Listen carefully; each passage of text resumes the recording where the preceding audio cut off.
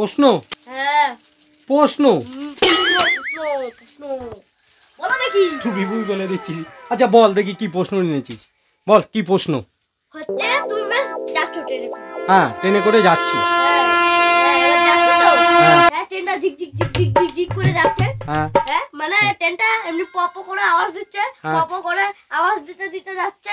হ্যাঁ হ্যাঁ বল। হ্যাঁ ঠিক আছে, তোমার মাঝ রাস্তায় গেছে ট্রেন। হ্যাঁ গেছে। মাঝ রাস্তায় গেছে তো? হ্যাঁ হ্যাঁ তারপরে ট্রেনের ওই যে চাকা চাকাটা আছে না, হ্যাঁ। হ্যাঁ ওটা যেন ফুটো হয়ে গেছে। তোমার কি করবা? ট্রেনের চাকা ফুটো হয়ে গেছে মানে বুঝলাম। মানে ট্রেনের চাকা হ্যাঁ। মাঝ রাস্তায় গিয়ে লিক হয়ে গেছে।